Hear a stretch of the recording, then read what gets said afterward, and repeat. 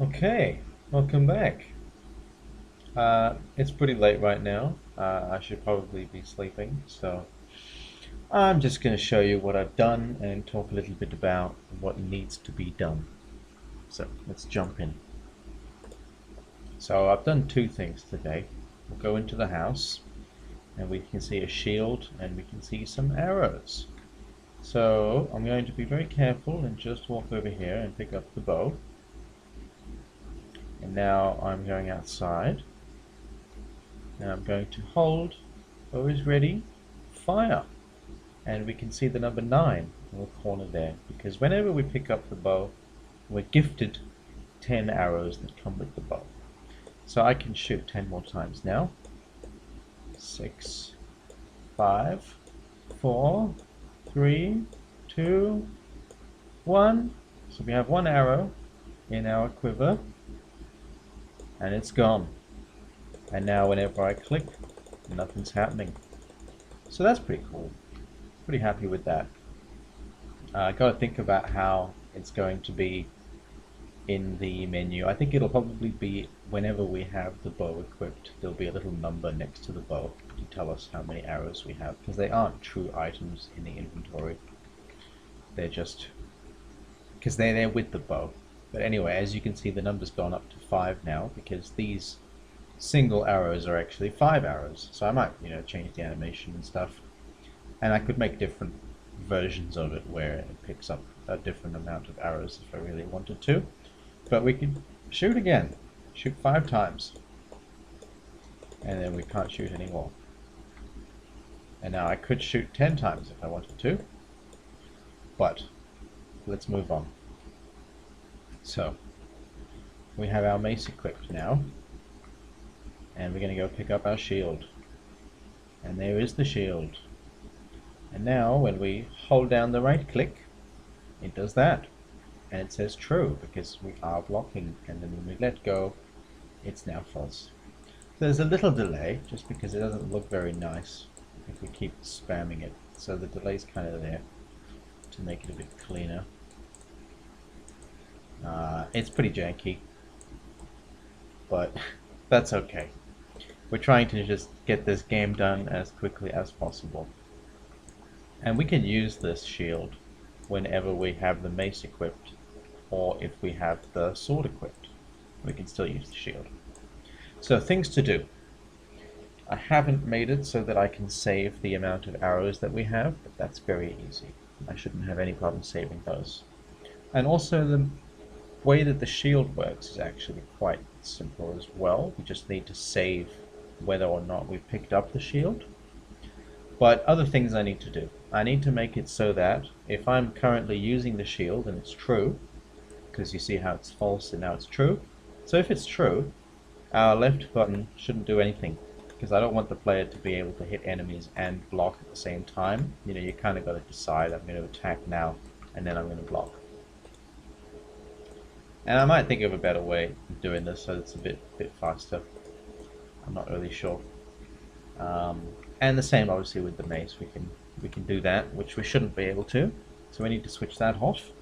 And the other thing is when we equip the bow, we should just hide that. We need to just set this. But as you can see, it works in the sense that even if I right click, it's always coming up false. We can't, it already knows that we're not allowed to block if the bow is equipped. We're only allowed to do a block if the sword is equipped or the mace is equipped. And even if I unequip the sword now... Oh, interesting. Okay. So that should work the same way as when the bow is equipped. We should only be able to block when the sword or the mace is actually out. And in the same way, when the sword and the mace get put away, the shield should get put away. And when we equip the bow, the shield should be put away. So just a little bit of logic in relation to how the other weapons work so that they're enabling and disabling the shield appropriately, and whether the weapons are enabled or not based on what the shield is doing. We still need to do that, and we need to save and load whether we have the shield or not, and we need to save and load how many arrows we have. Those two are very easy though, I could probably do them quite quickly tomorrow.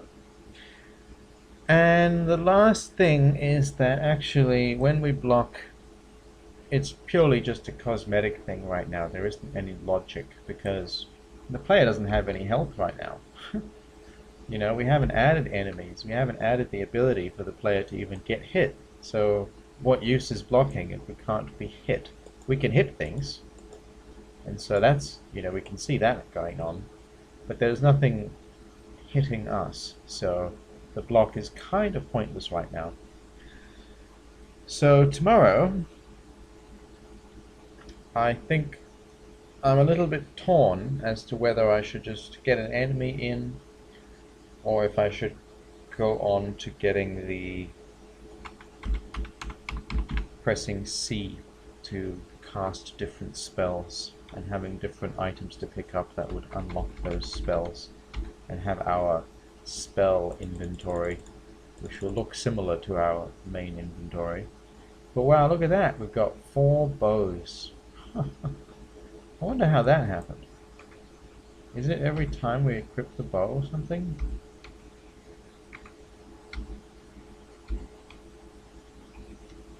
Or was it because we picked up the arrows? So 1 bow, 2 bows. Okay. So the arrows are adding a bow item to the inventory, which they should not be doing. Or a sword, they're adding something to the inventory, which they shouldn't. They should really just be incrementing that number. But as you can see, we can't do any blocking stuff until we pick up the shield. So yeah, a couple of issues, but nothing too drastic. I'm pretty happy with the progress.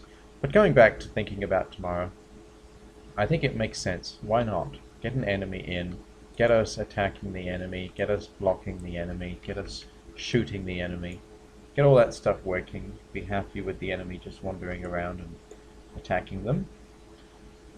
Then I think we can perhaps move on to, because I want to do it kind of at the same time. The first enemy that I make is going to be an enemy that's hitting us with a sword, or an enemy that's hitting us with a bow, and that's all using the ray casting that we're using at the moment. So basically the logic for the enemy's attacks is going to be very similar to the player's attacks. And the logic for the spell casting is quite different because it's not creating a ray cast, it's actually spawning a projectile which flies through the air. So once I've made an enemy that does the sword and an enemy that does the bow, then I will make an enemy that does the spell at the same time that I make the player do the spells. So quite a lot to be done still, but we're getting there every day, getting a little bit closer. We have a shield now, we have arrows, though the arrows are a little bit broken, but that's okay. I don't think it'll be too complicated for me to go ahead and fix the kind of just make a, because I just copied the item and I just didn't plug it in at the end, so it's probably why it's being a little bit broken. So it might be that. I hope it's that, because I could just create a separate thing that we collide with, which just adds to our bow count. And it would be cool if I could make that number public so that I could make 3 of that item and just change the number so that I have a single arrow, a group of 3 arrows, or a group of 5, or a group of 10 arrows. Because we want to have different sizes of ammunition to pick up. Anything else? I think that's probably it. Gonna wrap it up nice and short, nice and sweet today. I just wanted to check if we can ever get that recurring issue with the villages. But it seems pretty consistent. Most of the time the villages are only appearing once, as they should. Though I should probably go all the way further back to actually see. But I think I did, because you always see the one in front of the one you're on. Yeah, just more grass and trees. And what else are we going to add? Eventually, yeah, we're going to add a horse so that we can run around here a little bit, not a little bit faster, but once we lock in the speed of the player, we can have a horse to kind of increase that speed. And I think originally what I said was that I'd add an enemy and then I would add NPC, because I got to do that dialogue system because that's kind of important. So yeah, let's get the enemy in, let's get the spells working, and when we get the enemy in, that's when we have to get all of the stats in, you know, because our stats are going to be affected by the enemy.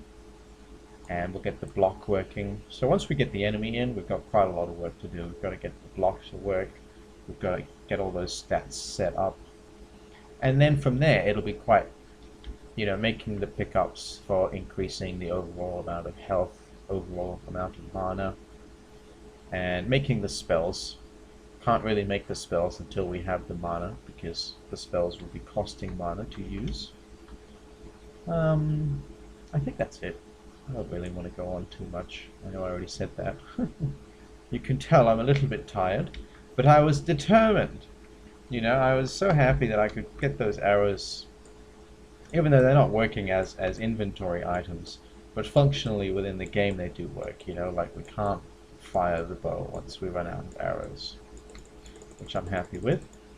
And the shield, despite its very simple logic, which I got working pretty early on, it was pretty easy to get the logic for the shield coming on and off. That was pretty easy.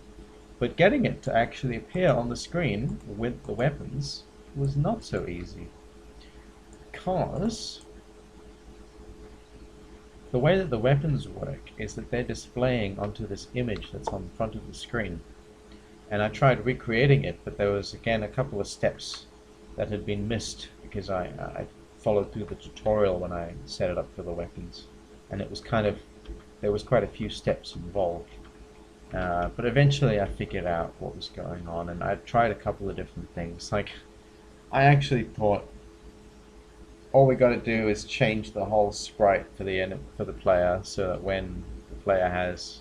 See, that's something else I'd like to do as well, is I need to add the weapon bob effect to the shield, so that the shield bobs. That would be nice. I haven't added that yet. But that's what I mean, trying to get these two to be identical to each other without overwriting one another. I could quite easily just make it a copy of the weapon, but then they'd both be projecting onto the same image, and so they would overwrite one another, and so it would depend which one was higher up on the hierarchy, which one would overwrite the other one. And so that wasn't good. And so I had to basically create a duplicate image, and everything else had to be like the same. So I had to kind of look very carefully at the settings for each one and make sure that they were equal.